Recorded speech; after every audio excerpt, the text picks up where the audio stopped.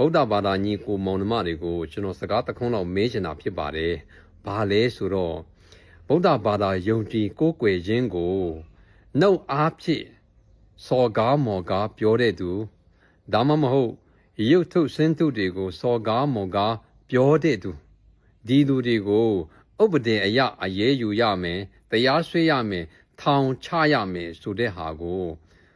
ဗုဒ္ဓမြတ်စွာဘုရားရဲ့တွင်တင်ခြင်းထဲမှာပါသလားတရားထဲမှာပါသလားဆိုတဲ့ဟာကိုကျွန်တော်သိချင်တယ်ဘုနော် Okay ဒီကိုကဗုဒ္ဓဘာသာကိုပေါ့နော်စော်ကားသည်ဖြစ်စေဒီစင်းရိုးထုတွေကိုစော်ကားသည်ဖြစ်စေဥပဒေအရတရားစွဲလို့ရသလားထောင်ချလို့ရသလားဆိုတာကိုဖះရဲ့ဒီတွင်တင်ဆုံးမရဲ့ထဲမှာပါလားပြီးတော့ဒီတရားဟောရဲ့ထဲမှာပါလားဆိုပြီးတော့မေးထားတာပေါ့နော်ဆိုတော့ဒီဟာလေးကိုကျွန်တော်ဖြေချခြင်းနဲ့เนาะကျွန်တော်သိတဲ့လောက်ကျွန်တော်လေ့လာရတဲ့လောက်ဆိုရင်တော့ဖះကသူ့ကိုစော်ကားတဲ့သူကိုတရားစွဲပါထောင်ချပါဆိုပြီးတော့ဟောလည်းမဟောကြခဲ့ဘူးဒီလိုပေါ့လည်းတွင်လည်းမတွင်တင်ခဲ့ဘူးပေါ့နော်ဆိုတော့ကျွန်တော်သိတဲ့လောက်ဖြေပေးတာဒါတော့ဒီမရှိဘူးထောင်ချမယ်ပြုရမယ်လို့တော့မရှိဘူးဒါပေမဲ့ကျွန်တော်တို့အမျိုးဘာသာတာနာအတွက်ကျွန်တော်တို့ရဲ့ဒီယုံကြည်ရာကိုးကွယ်ရာကျွန်တော်တို့ရဲ့ဘာသာကိုထိပါစော်ကားလာတဲ့အတွက်ကျွန်တော်တို့ကဒါဥပဒေတစ်ခုအနေနဲ့ဒါကျွန်တော်တို့ကတရားစွဲမယ်ကျွန်တော်တို့ကတိုင်မယ်တရားစွဲမယ်အပြစ်ရှိရယ်စော်ကားရင်မှန်ရင်ထောင်ကြမယ်ဒီလောက်တော့ကျွန်တော်သိထားတယ်ဆိုတော့ဒါကျွန်တော်သိတဲ့လောက်ကိုဖြေချပေးတာဆိုတော့ကျွန်တော်အကိုကိုကျွန်တော်မေးခွန်းလေးတစ်ခုကျွန်တော်ပြန်မေးခြင်းတယ်ပေါ့နော်ဆိုတော့ဒီကိုတစ်ချက်လောက်သူသိတော့အောင်ဗီဒီယိုလေးကိုတစ်ချက်လောက်သူ့စီကို share ပေးပေါ့နော်ဆိုတော့ဒီကိုကျွန်တော်ဗီဒီယိုလေးကိုမြင်တစ်ချက်လောက်ကျွန်တော်ပြန်ဖြေပေးပါเนาะအဲ့ဒါဘာလဲဆိုရင်အကိုတို့ခရစ်ယာန်ဘာသာရဲ့ကျမ်းစာရေးထဲမှာက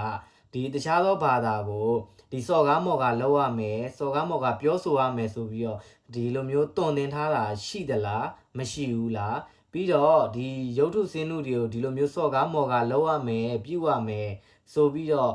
ဟောဒီလိုမျိုးတွင်တင်ပေးထားတယ်ဆုံးမထားတဲ့ထဲရတဲ့ဟာရကျမ်းစာထဲမှာပါသလားမပါဘူးလားပေါ့နော်ပြီးတော့အကိုတို့ရဲ့ယေရှုကပေါ့နော်ယေရှုဒီကိုရဲ့ခရစ်ယာန်ယေရှုဖခင်ကဒီဘာလဲဆိုရင်ဖန်ဆင်းရှင်ပေါ့ဖန်ဆင်းရှင်ဆိုရင်ဘာဖြစ်လို့ဒီအကုန်လုံးလူတွေကိုဖန်ဆင်းတဲ့အခါမှာတယောက်ကမဲတယ်တယောက်ကဖြူတယ်တယောက်ကရက်ရှည်တယ်တယောက်ကရက်ပူတယ်ဘာဖြစ်လို့နာကျင်ခြင်းတွေကိုတခါတည်းဘာဖြစ်လို့ယောဂဝေဒနာတွေကင်းစင်အောင်ဘာလို့မဖန်ဆင်းခဲ့တာလဲဖန်ဆင်းလို့ဘာလို့မလုပ်ခဲ့တာလဲပေါ့အဲ့ဒါလေးကျွန်တော်ဖြေပေးပါနောက်ထပ်တစ်ခုကနောက်ထပ်၄ခုမြောက်ကပေါ့ဘာလဲဆိုရင်ယေရှုကပေါ့နော်ဒီသူ့ကိုယုံကြည်သူတွေအတွက်ယုံကြည်သူတွေလူတွေအားလုံးအတွက်ဒီကံကြွေးဝတ်ကြွေးကိုသူကဒီသူ့အသက်နဲ့ဒါပေးဆက်သွားတယ်ပေါ့နော်သူ့အသက်ကိုပေးပြီးတော့ဒါဆက်သွားပြီပေါ့နော်ယေရှုကိုယုံကြည်တဲ့သူတွေကဒီသေပြီးတဲ့တို့တမလွန်ရောက်တဲ့အခါကျလို့ရှိရင်ငရဲပြည်ကိုသွားစရာမလိုနတ်ပြည်ကိုပဲဒီသွားရမယ်ဆိုပြီးတော့ကျွန်တော်ကြားဘူးထားတာရှိတယ်ပေါ့နော်ဆိုတော့အကိုအနေနဲ့အဲ့လိုနက်ပြည်ကိုသွားတဲ့လူအကိုမြင်ဘူးပြီလားဆိုတော့ကျွန်တော်အဲ့ဒါလေးကိုဖြေချပေးခဲ့ပါပေါ့နော်ဆိုတော့ကျွန်တော်ဒီဗီဒီယိုလေးကိုဒီလိုရရင်ဒီတခြားသောခရစ်ယာန်ဘာသာကိုအမှန်တကယ်ကိုးကွယ်တဲ့သူတွေတကယ်ကိုမှယင်တဲ့အသေးတွေကနေကိုးကွယ်တဲ့သူတွေကိုတော့ကျွန်တော်လုံးဝထိခိုက်လို့စိမရှိဘူးဘာသာကိုလည်းထိခိုက်လို့စိမရှိဘူးဒီကိုပဲမေးတာလေးကိုကျွန်တော်ဖြေပြီးတော့ဒီကိုပဲမေးခွန်းလေးဒါကျွန်တော်ပြန်ပြီးတော့မေးခဲ့တာပေါ့နော်ဆိုတော့ကြံတဲ့တော့အခြားသောဘာသာတွေကိုလည်းကျွန်တော်လေးစားသလိုအခြားသောဘာသာ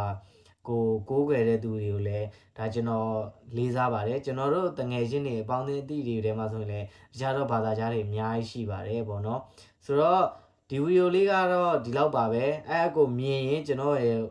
ဒီလိုမျိုးမေးခွန်းလေးတွေကိုပြန်လည်ဖြေချပေးပါလို့ကျွန်တော်မြစ်တာရက်ခံပါတယ်အားလုံးပဲဒီဗီဒီယိုလေးကတော့ဒီလောက်ပါပဲနောက်ဗီဒီယိုဒီမှာပြန်တွေ့ပါမယ်